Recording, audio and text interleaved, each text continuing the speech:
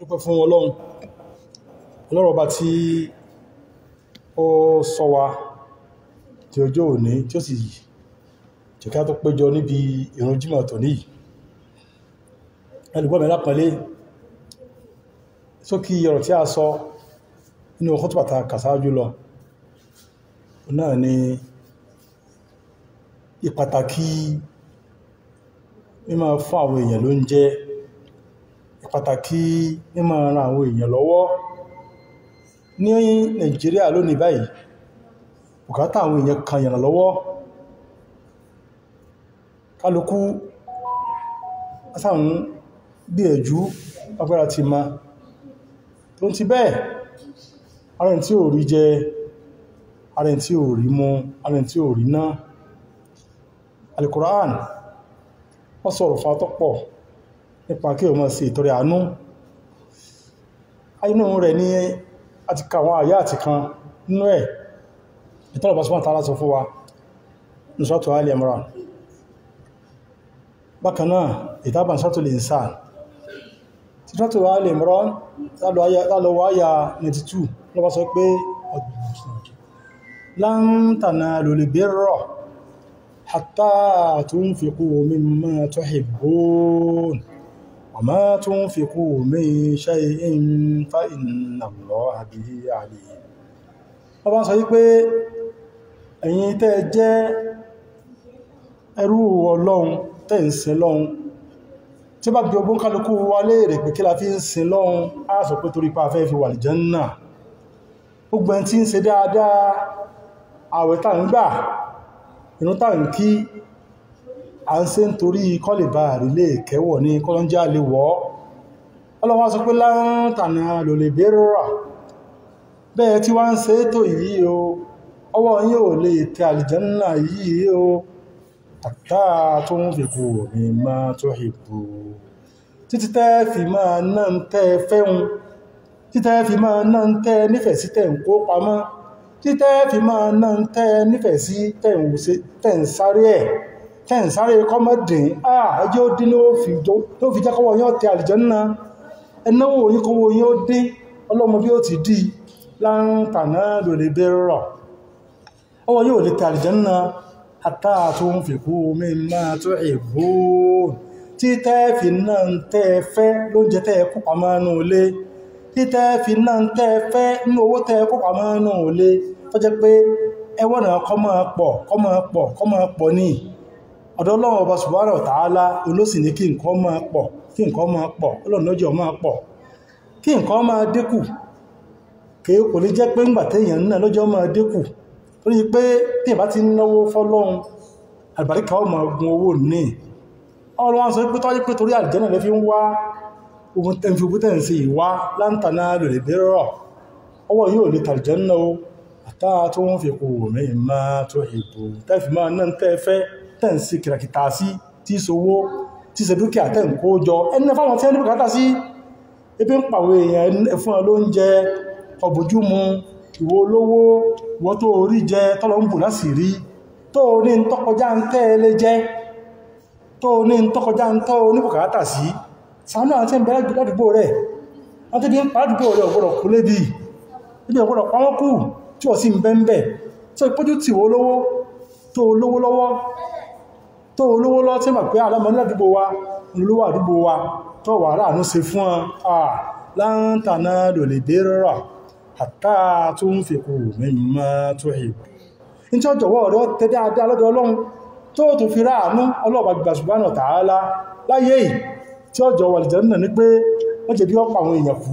ṣàánú wọn kọ́ máa fún olóúnjẹ tó kó lé, máa fún owó tọ́lọ ń bọ́ tó kó pamọ́ sí báńkì, tó bá kúkà jẹ́ ti ẹmọ̀ yá mi. Al-Qur'an wọ́n sọ wípé wa ma tunfiqu min shay'in fa inna Allaha bihi alim. Kò sí ń tẹ́ nà fọ́lọ́run Ọlọ́run mọ̀, kìí ṣe ìgbọ́wọ́ tó pariwo tó ń gbé kámẹ́rà sí ojú àwọn ẹ̀pọ̀ yá ẹmọ́ wọn tí mọ̀ fún lóúnjẹ ní Ọlọ́run tí ó sọ lẹ́sẹ̀ ti mọ̀ wọn, kìí sí pọ̀ ẹ̀sẹ̀ mọ́ yẹpẹrẹ wọn. Èyí tó ń ṣe wọn tó fẹ́ káwọn èèyàn tó mọ̀ pọ̀ náwó kọ̀kọ́já ọ̀dọ̀ wọn, ó sì lè bú ọgá lórí ẹ̀ pẹ̀lú, àmọ́ o sí fọ́lọ́run ọ̀mọ́ àti ìkú mìírànṣẹ́ irú ẹnìkan ò ní máa ná nǹkan kan fọ́lọ́run ọdún tó torí tọ́lọ́ ọ̀bá subhanahu wa ta'ala ná nǹkan àìyíná lọ àbí àbí ọlọ́mọ ẹ bá ná nǹkan fọ́lọ́run ọlọ́mọ ẹ jẹ́ ká máa náwó fọ́lọ́run ọba ìmọ̀ ìyá mi o ọlọ́run tó ń sọ fáánú súlàmí ìṣàjọ sọ́tìlì sáà ló ń sọ mà tó ń sọ àwọn awúrẹ́ èèyàn wọ́n sọ pé ọlọ́run wọ́n fẹ́ wọn ọlọ́run wọ́n fún ọ lómi aládìídùn wọ́n fún ọ ní ọ̀gbẹ́ǹde wọ́n sì ti ẹ lọ́tọ̀ lọ́wọ́ wá sọ wípé ní tẹ́ jẹ́ ẹrúsìn tá a bá dáa kí àwọn awúrẹ́ èèyàn akẹ́wọn asídára sí ẹ kí ló fà á wọ́n ní pé wọ́n yóò tẹ́ èmú na tọ́ àmà aláhùbìhì miskina wa yatima wa asira innama nut'imukum liwajhi llah la nuridu minkum jazaa'a wala shukura wọ́n ní pé àwọn awúrẹ́ èèyàn tá a fẹ́ káwọn náà jẹ́ kan nù wọn ìwòyìn tẹ́ ń gbọ́ mi ìyẹn alápọ̀lẹ́ tẹ́ ń gbọ́ mi ẹjá káwọn náà jẹ́ kan náà àwọn tó lọ fẹ́ ròyìn fún wáyé àwọn awúrẹ́ èèyàn ọlọ́wọ́ bá kẹwọn jù àlìkìyàmọ̀ yóò ṣe ti ẹ lọ́tọ̀ ẹni àpọ́nlé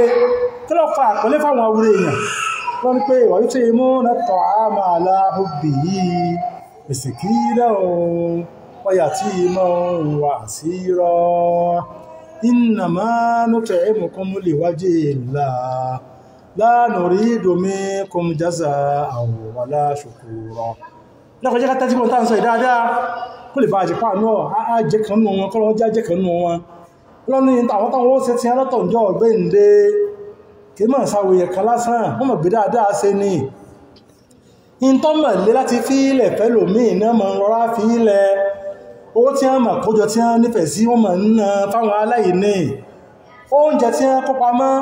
wọ́n mọ̀ nífẹ̀ẹ́ sí wọ́n mọ̀ ń ná fáwọn ọmọ kó fáwọn tẹ́bi ń pa yut'imuna at'ama ala hubbihi miskina àwọn awúrẹ́ èèyàn nínú ìwà wọn ni pé wọ́n máa tó ti bẹ́ẹ̀ ti nífẹ̀ẹ́ sí nǹkan tí wọ́n ní dúkìá lóúnjẹ ni lówó ni wọ́n máa ná fún miskina ẹni tí ò ní tẹ́pà yìí ní ti sọ́dẹ̀ ẹni tí ò lè gbéra láti inú sùkúùn ní pé n tó dákẹ́ kí sí pé tó bá lówó lọ́wọ́ ni wọ́n mọ̀ pé èèyàn lórí wọn àmọ́ kò sí ọwọ́ aṣọ di ọ̀lẹ tí ò lè gbéra tí ò ní haraka Allahu Akbar lọ ní pé àwọn bẹ́ẹ̀ ṣàánú wọn àwọn awúrẹ́ èèyàn wọ́n máa mọ àwọn tẹ́ pé kìí ṣe pé ó ní ó fi tún parọ́ pé òun ò ní tó bá ní ọmọ yàtọ̀ ní àwọn èèyàn àmọ́ kò ní ní wọ́n máa ṣàánú àwọn ẹni táà náà wọ́n fi dẹ̀ tí ó lè máa ṣiṣẹ́ wọ́n mọ̀ fún lóúnjẹ ó àìní ọ́sẹ̀rẹ̀ tí ó lágbára mọ́ àìní ọ́sẹ̀rẹ̀ tí ó lè ṣiṣẹ́ àwọn tí a jẹ́ wúrí èèyàn wọ́n mọ́ sàánà àtàwí ìbáyìí kò parí ibẹ̀ o aláhùgbẹ̀ tó ti bí ti nífẹ̀ẹ́ sí nǹkan tí a ń fún wọn ètò ibá nífẹ̀ẹ́ sówó ibá nífẹ̀ẹ́ sáṣọ ibá nífẹ̀ẹ́ sóúnjẹ ibá nífẹ̀ẹ́ sóhun òní tá ń kójọ ibá nífẹ̀ẹ́ sí láti ń kójọ tó ti bẹ́ẹ̀ ó tún máa mú ọmọ fún àwọn èèyàn kí ẹ sí pọ́njẹ tó ti bàjẹ́ o èyí sì tọ́ pé náà fẹ́ bàjẹ́ tán pé kí ní ọmọ tí ń bàjẹ́ ẹgbẹ́ fún ya kìnnì kan ẹgbẹ́ fún àbá kìnnì kan ẹgbẹ́ fún arákùnrin kìnnì kan wọ́n bá ń kọ́ o aláhùbí in tí ẹ nífẹ̀ẹ́ sí gan-an tọ́wà dáadáa ní mọ́ fáwọn aláìní o ẹ mọ́ gbọ́ o wáyà tí wọ́n tó mọ́ fún àwọn ọmọ òrukàn láyé tá a dé ìdẹ́kọjá mọ́ sàárà ọmọ òrukàn o ní tí jẹ́ ọmọ òrukàn tí ò ní bàbá tọ́jọ́ méèké tí ò ti bàlágà jẹ́ mọ́ ṣàánú wọn o bí kan ló mọ̀ sọ́dọ̀ ní bójú bẹ́ẹ̀ lọ bọ́ọ̀lù máa sanwó skúù wọn ni bọ́ọ̀ máa ra nǹkan fún wọn ni bọ́ọ̀ máa dáṣọ sí lọ́rùn ni bọ́ọ̀ máa lọ gbọ́ bùkátà rẹ̀ kan tó ní bùkátà sí pé yọ́ máa mú rántí bàbá ẹ̀ tí ò sí máa ṣe o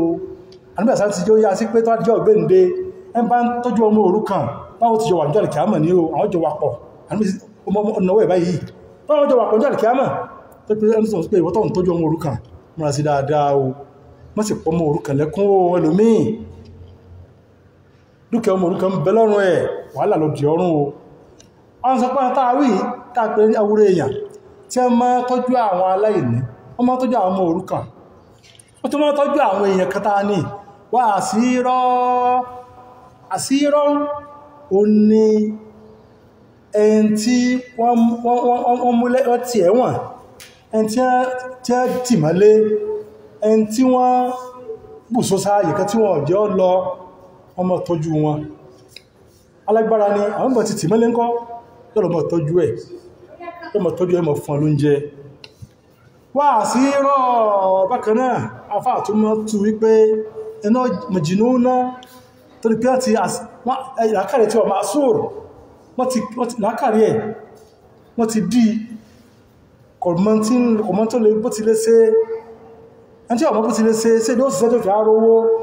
àwọn anirita wí wọ́n tó ọmọ tó ju ẹni tó jẹ́ wèrè wọ́n fi àdéhùn kẹrì kọ̀ọ̀kan wá o inú ọkọ̀ kọ́lọ́wà ìfún àlàáfíà o wọ́n ṣàánú wa o wọ́n mọ́ ṣàánú wọn kìí sí ẹni tí ọmọ rí wèrè tí ọmọ náà pé wáwo wọ́n bọ̀ wáwo kìí tí ń jó ọkọ̀ kìí tí ń babì kan jẹ́ ìlọ́kẹ̀ tí ń bẹ̀ kó dúpẹ́ fọ́lọ́run òsì wọ́ bẹ́ẹ̀ wá sí ìrọ̀ kó fúkọ́ ṣàánú ẹ̀ oúnjẹ ló ní ìdìmọ̀ fún oúnjẹ eléyìí ní ìwàwé ní rẹ̀ wọ́n tá mọ́ sí rí pé kèsì pé ti ṣe àrí mi o ó tọ́ ma sọ pé à ń tàà ń ṣe yìí o innama nut'imukum liwajhillah ń tàà fi ń ṣe nǹkan tàà ń ṣe fún yìí torí tọ́lọ́ la fi ń ṣe àṣẹ torí kẹ́lẹ̀ mọ́ kí a kẹ́lẹ̀ mọ́ yẹn wá àṣẹ torí tọ́lọ́ ọba ní la nuridu minkum jazaa wala shukura ẹmọ́gbẹ̀rẹ̀ sáálẹ̀ sáwọ́ àtorí ẹ̀sẹ̀ tẹ́ sáwá káfí máa sí nǹkan sí yíò wá sí fọ́lọ̀ ní o ẹ̀yàn mọ̀ yá mi ẹbá sì ká fọ́lọ̀ ọba kò lè ìdójú sí wọn o ẹ ká máa sí dáadáa ní táwọn èèyàn nípa láti lásìkò táwà yìí ká fáwọn èèyàn ló ń jẹ ká náwó fún wọn kí wọ́n fi mọ̀ pé dáadáa ń bẹ lọ́dọ̀ ọmọ nìkejì tó lè ṣe fún ọmọ ìyá rẹ̀ kejì lọ́bàá yẹn sàrẹ̀ nìkan wá o اللهم صل على سيدنا والمسلمين يا حي يا قيوم برحمتك نستغيث اصلح لنا شؤوننا كلها ولا تكلنا لنا انفسنا طرفة عين اقم الصلاة